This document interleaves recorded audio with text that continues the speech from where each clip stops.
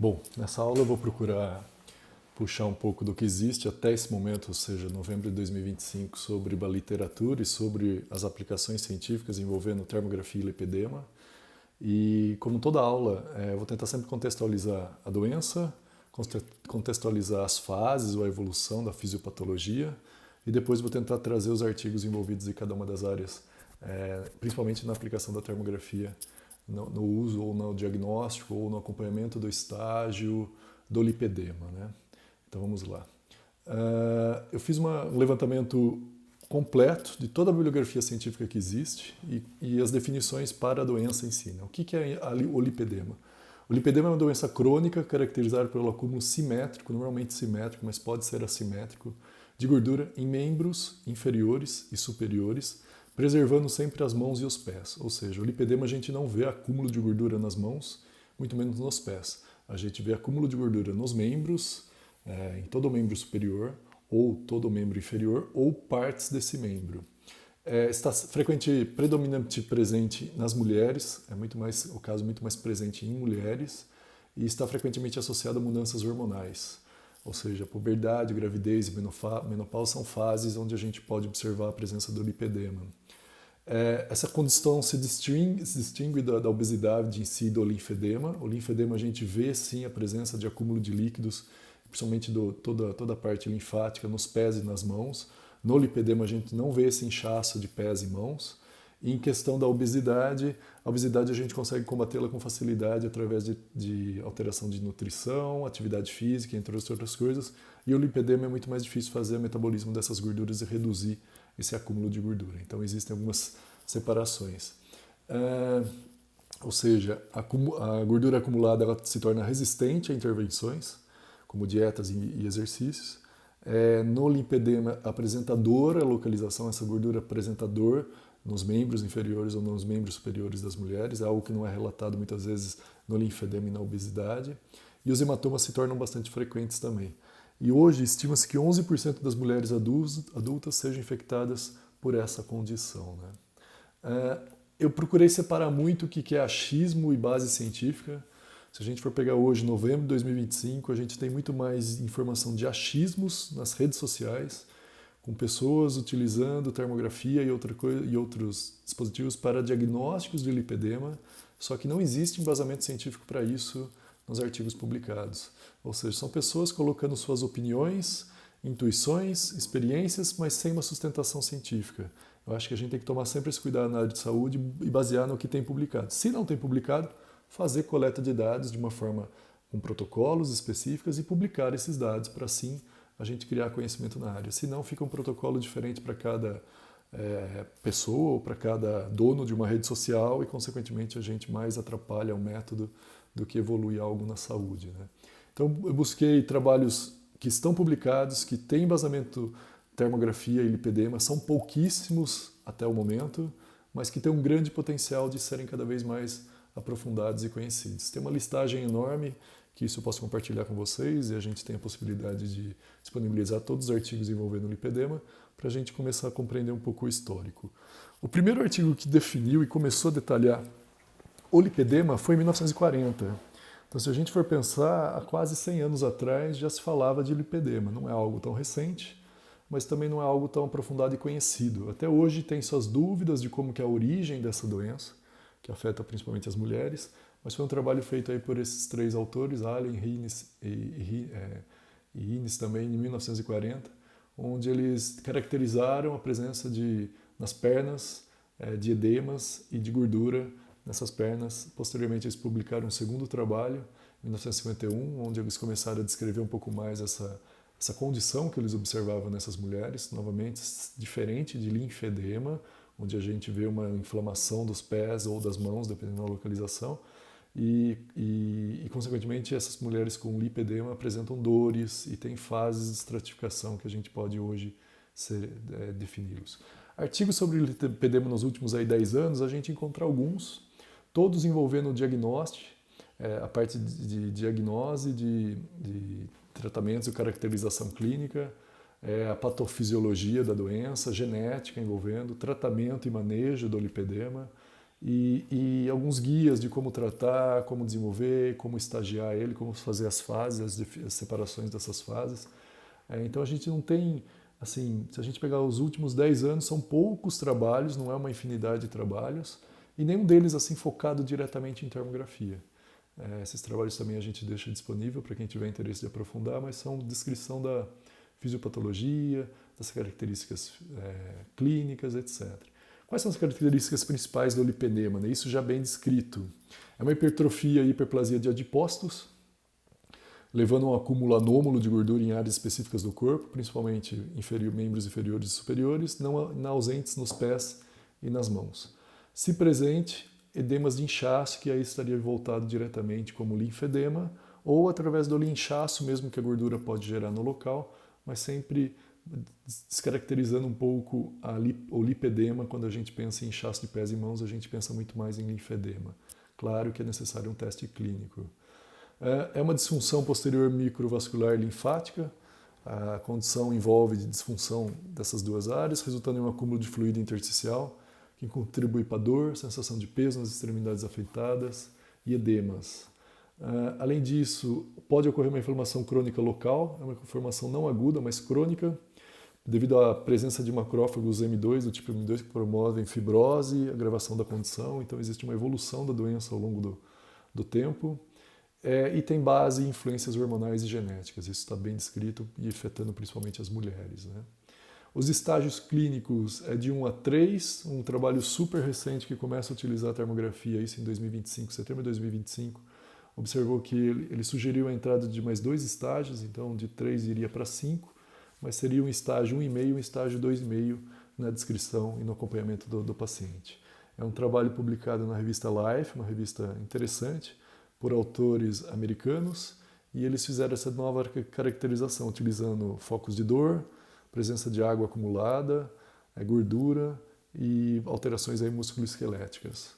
E eles utilizaram nesse trabalho imagens térmicas também para auxiliar a observação da doença. Quando a gente associa os estágios em relação ao lipedema, a gente tem a separação em 3 ou 4 estágios, dependendo o guia que você acompanha, e cada um desses estágios está muito bem descrito através de artigos. Já. Então existe já uma caracterização científica bem grande envolvendo o lipedema e com bastante base científica já para ser utilizada e acompanhar as possibilidades de alteração do seu paciente. Né? O diagnóstico clínico, os diferenciais do lipedema, ele acompanha basicamente, ele é feito de uma forma clínico-diagnóstico. Não existe um exame específico, mas é um conjunto de exames e normalmente multidisciplinar.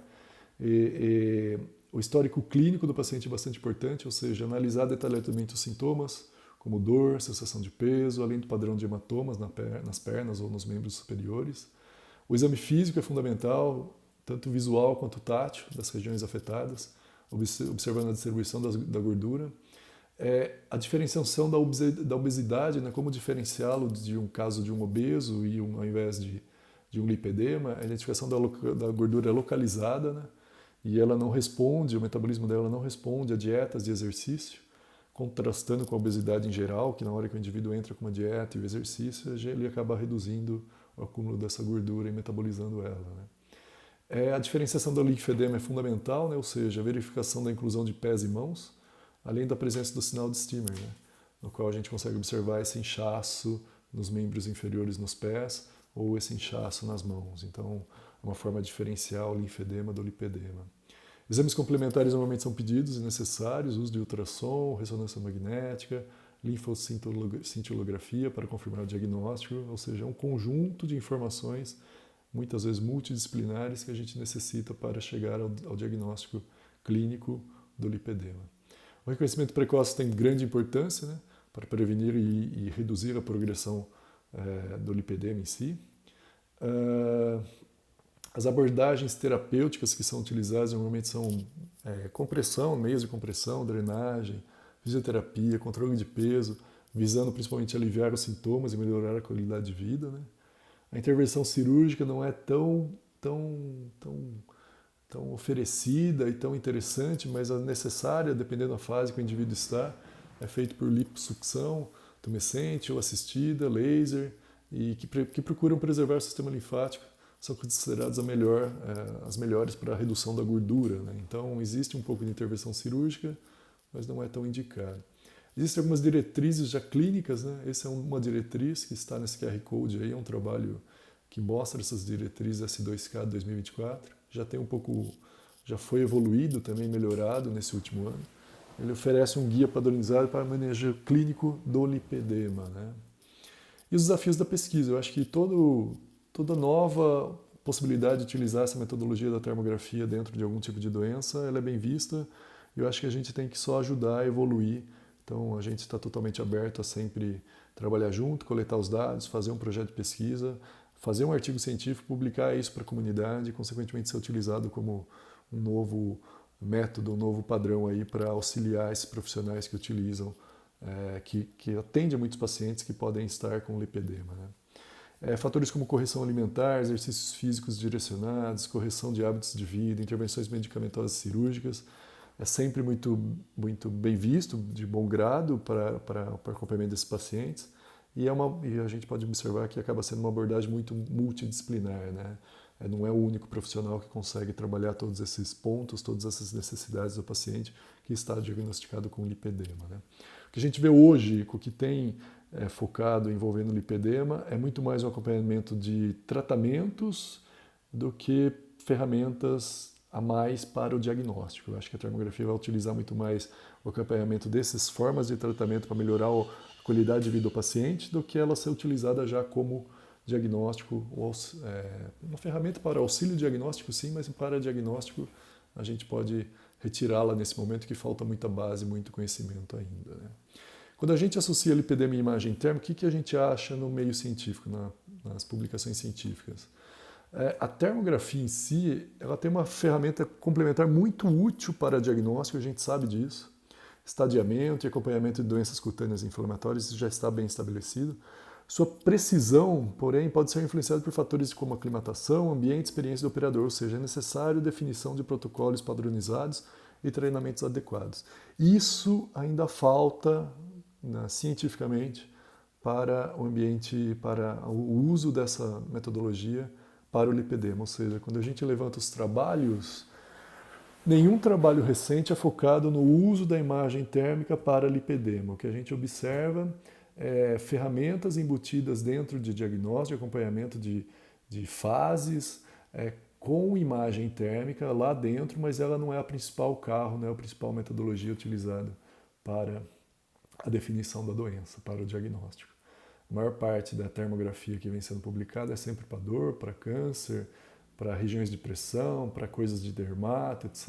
Mas voltado para o lipedema, a gente ainda não vê grandes publicações focadas principalmente com esse intuito. O que a gente vê é metodologias sendo utilizadas dentro de um outro foco, ou seja, a termografia dentro de algum artigo científico, porém ainda não como carro-chefe, como principal metodologia para a identificação de lipedema. Consequentemente, a gente tem que melhorar a nossa balança aí de avaliação do que a gente vê hoje em dia. A gente vê muita coisa de lipedema com termografia sendo publicada em redes sociais e quase nada existente no ambiente científico, ou seja, muita coisa da rede social tem que ser desconsiderada e a gente começar a crescer mais ao lado científico para captação de informações e definição do protocolo.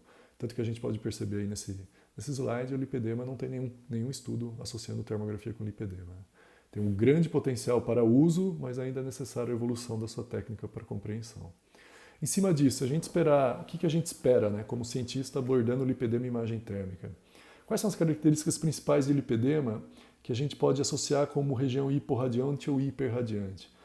Acúmulo simétrico e desproporcional de gordura. Gordura isolante. Isolante reduz perda de calor externo, consequentemente uma imagem hiporradiante. Dor, sensibilidade, sensação de peso, ou seja, acúmulo de líquidos e hiporradiante na superfície. Facilidade para hematomas devido à fragilidade capilar, tendência também de hematomas, ou consequentemente hiporradiante para a imagem térmica. Edema não depressivo, ou seja, não deixa marca ao pressionar, mas é um edema, tem um acúmulo de líquido, hiporradiante. Resistência à perda de gordura com dieta e exercício, progressão gradual podendo evoluir para deformidade e limitação funcional, são as características do lipedema. frequentemente associada à fadiga, hipotermia periférica e brain fog, ou seja, características que levam a uma imagem hiporradiante do membro acometido. Predominância em mulheres com início de fases hormonais, puberdade, gravidez e menopausa. Todas as características que a gente viu levam a uma imagem hiporradiante. No entanto, uma das principais evidências são aspectos inflamatórios também crônicos no lipedema. Inflamação tende a ser quente, porém eles têm muitos aspectos que levam à hiporradiação do membro inferior e poucos aspectos que levam a uma região hiperradiante como aspecto inflamatório. O que a gente tem? Uma inflamação persistente, principalmente com o acúmulo de macrófagos. A gente tem aumento de citocinas e mediadores inflamatórios, fibrose, especialmente da matriz extracelular, a phase angle é reduzido, ou seja, da bioimpedância, é um marcador de dano celular, e sinais clínicos compatíveis com dor, hipersensibilidade e leve edema inflamatório. Ou seja, existe algo inflamatório na doença, porém, para ela criar uma imagem hiperradiante que a gente teria nesse membro inferior, sabendo que a maior parte das características da doença levam ao hiporradiante, e para a gente observar uma região diferente do normal, que seria normalmente mais hiperradiante, a quantidade de energia por processos inflamatórios teria que ser muito grande, para a gente sobrecarregar e passar esse isolante térmico por gordura, a presença de líquidos e edemas que fazem a perda evaporativa ser maior e, consequentemente, uma imagem se tornar hiperradiante com tantas características hiporradiantes é algo complicado. Então, a tendência de uma imagem dessa é a gente ver membros mais frios do que normalmente a gente veria. Se a gente for por esse lado, então, a gente levaria naquela aula da física, que é a condução, né? A condução é um mecanismo de troca de calor por contato, né? E quando a gente avalia principalmente a gordura humana, é o tecido que tem menor coeficiente de condutividade térmica em relação a músculos e outros. Consequentemente, como a gordura tem baixa condutividade, é um excelente isolante. Você se lembra quando a gente viu a foca? Esse indivíduo ele tem uma camada de gordura bastante espessa, às vezes 5, 10, 15 centímetros de espessura de gordura. Consequentemente, o animal é frio visto externamente. Ele tem algumas perfurantes no corpo, onde ele joga esse calor para manter a temperatura dele controlada, porque se ele entrar em atividade e ele tiver um isolante perfeito, consequentemente ele não consegue trocar calor com o ambiente externo, ele poderia superaquecer, entrar numa hipotermia e falecer. Então ele precisa ter locais de perda de calor, que são perfurantes, focinho, entre outras regiões. Um indivíduo que tem acúmulo de gordura nos membros inferiores, ele não vai conseguir jogar fora esse calor do ambiente interno, dos músculos dele, da perna, para fora. Consequentemente, ele vai ter pontos de hiperradiação, onde os vasos estão levando esse calor para fora. Mas a tendência da imagem, devido a esse grande tecido adiposo sendo acumulado ali, é uma imagem fria, baixa condutividade, como a gente observa nas imagens dessas focas, desses animais. É isso que a gente esperaria e é isso que a gente vê. Quando a gente pega pessoas normais, onde a gente tem uma hiporradiação, as pernas tendem a ser um pouco mais frias, devido principalmente à relação superfície-volume e os tecidos musculares que a gente tem ali, os tecidos metabólicos dos membros inferiores. Claro, se esse indivíduo correr e a gente fizer uma imagem, a gente vai ver coxas, quadríceps, bíceps, femurares, etc., com grande quantidade de energia, grande calor localizado. Mas se a gente tiver aclimatado, a gente vai ter uma tendência dos membros serem mais frios. Muita superfície, pouco volume, aquela área que a gente viu já na aula de física lá atrás, de fisiologia, onde a gente tem uma dissipação de calor muito maior do que o acúmulo de calor, consequentemente o ambiente se torna mais frio, o membro se torna mais frio. Mas quando a gente compara o indivíduo normal com o indivíduo com acúmulo de tecido adiposo nas pernas e membros inferiores, é visível essa diferença. Parece que o indivíduo de baixo, o indivíduo abaixo aqui, está usando uma calça, uma meia calça de resfriamento que se torna hiporradiante nessa porção inferior. Isso é bastante distinto e a gente pode ver com grande facilidade essa imagem, ainda mais se a gente tiver o indivíduo contra ele mesmo, né? Se a gente tiver o mesmo indivíduo sendo coletado ao longo do tempo, a gente pode observar essa gradual evolução do lipedema se a pessoa for desenvolvendo. As pernas deles começam a ficar mais frias quando ele estiver aclimatado na mesma temperatura de momentos anteriores e, consequentemente, a gente consegue ver a evolução dessa doença. O tratamento favorece o quê? A gente visualizar principalmente a redução dessa camada de gordura com a imagem térmica de uma forma extremamente simples, não invasiva, onde a gente pode observar a presença maior ou menor na distribuição dos membros, de uma forma muito visível e fácil de engajar o paciente durante seu tratamento. Então, o indivíduo que tem acúmulo de tecido adiposo, como a gente vê aqui, a gente vê membros inferiores bastante frios, comparados com indivíduos que estão com membros mais normais, sem grande acúmulo de tecido adiposo. Aqui a gente pode ver com mais clareza ainda e aqui embaixo também. É bem visível, a gente vê varizes e outras regiões, mas é importante saber a presença da doença gera essa hiporradiação nos membros inferiores do indivíduo, como a gente já vem observando nas coletas de dados recentes. Em cima disso, para caracterizar um pouquinho o último trabalho aí que saiu em setembro de 2025 de uso de termografia que eu tinha comentado, que é esse trabalho aqui, que saiu na Life, com os pesquisadores americanos, a gente tem aqui os estágios que eles desenvolveram e mostraram no artigo, utilizando imagem térmica também. Então, no estágio 1,5 e 2,5, acho que eles falam do uso da termografia. Eles usaram um sensor bastante de baixa resolução, uma FLIR-1, para análise, mas eles já conseguiram observar essa diferença hiporradiante, principalmente nos membros anteriores, como a gente esperava. O estágio 1, então, ele tem algumas características, né, que foram separadas por eles: pele, tecido subcutâneo, sintomas, outros achados, a quantidade de água total no corpo e a massa muscular esquelética. A pele, no fase 1, é lisa e textura homogênea, o tecido subcutâneo, a presença de pequenos nódulos ou pérolas. Sintomas, 70% relatam dor leve, 30% ainda sem dor. Outros achados, retenção hídrica nas pernas, temperatura cutânea ainda se torna normal, sem uma hiporradiação dos membros inferiores, baixo risco de linfedema. A total de água ainda está normal na fase 1 e a massa muscular esquelética aí a gente vê dentro da faixa de referência, né? Já no estágio 1,5, a gente tem a pele surge indentação parcial, só metade superior, ou seja, nas coxas, e inferior da perna, a gente vê uma diferenciação na concentração da gordura. Tecido subcutâneo, nódulos tipo pérola ainda. Início de fibrose localizada, especialmente na região lateral da coxa. Sintomas, aumento significativo da dor, então eles saem de umas 70% que relatam dor leve para 90%, e já começam a falar em fadiga e sensação de peso nas pernas, que é o acúmulo de líquidos, e consequentemente isso leva a um dipouso maior, líquido presente. O que a gente leva? Hiporradiação, termografia, início da hipotermia cutânea. Áreas hiporradiantes, a gente vai utilizando uma paleta Rainbow, a gente começa a ver cores roxas, pretas e azul nas pernas. Fluidos, aumento inicial da água corporal total e extracelular. Na imagem térmica aqui, seria o ideal esse trabalho ter trabalhado com índices quantitativos e não só qualitativos. Não falar em cor, mas falar em quanto reduziu. Mas muito provavelmente ele não tem um temporal ainda dos pacientes, porque é algo que é recente dentro do lipedema, né? Então os próximos trabalhos pode ser que virão com isso, ou quem sabe a gente desenvolve alguns para publicação. Estágio 2, pele, indentação em toda a coxa. Tecidos, nódulos maiores, pérola se torna maior, se torna como se fossem nozes, fibrose difusa. Sintomas, dor, peso, inchaço mais evidentes nas coxas, panturrilhas e braços. Comorbidades, mais de 80% apresentam hipermobilidade articular. Fluidos, significativamente aumentados, a quantidade de água no corpo. Sistêmicos, fadiga, brain fog em até 80% dos pacientes.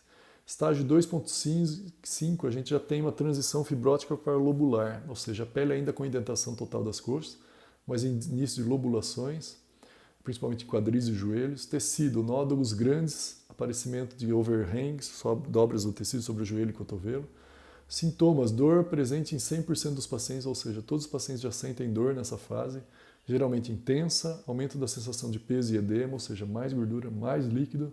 Elevação marcada, ou seja, tem um aumento da quantidade de água dentro do corpo total do indivíduo, isso já dá para se observar na bioimpedância.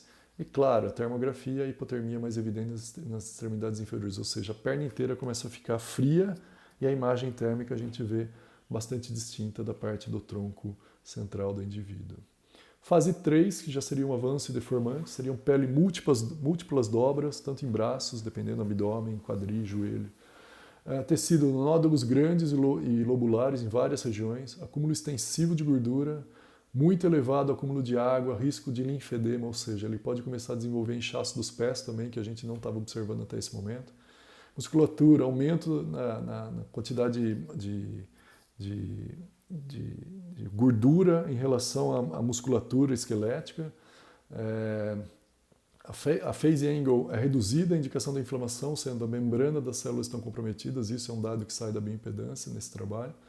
E sintomas sistêmicos, fadiga extrema, dor crônica, hipotermia acentuada, ou seja, o indivíduo vai se tornando cada vez mais frio nas pernas. Não significa que a perna do indivíduo internamente não esteja quente, o músculo não esteja quente.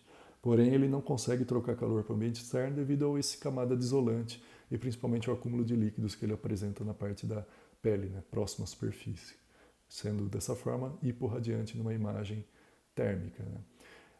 Dessa forma, a gente percebe que o que existe de lipedema com termografia ainda está muito pequeno, mas é uma ferramenta extremamente poderosa e interessante que tem um grande potencial de ser utilizada na clínica, no auxílio do diagnóstico e no auxílio da observação do tratamento, até mesmo engajar o paciente a observar a evolução do tratamento por uma imagem muito fácil de ser observada.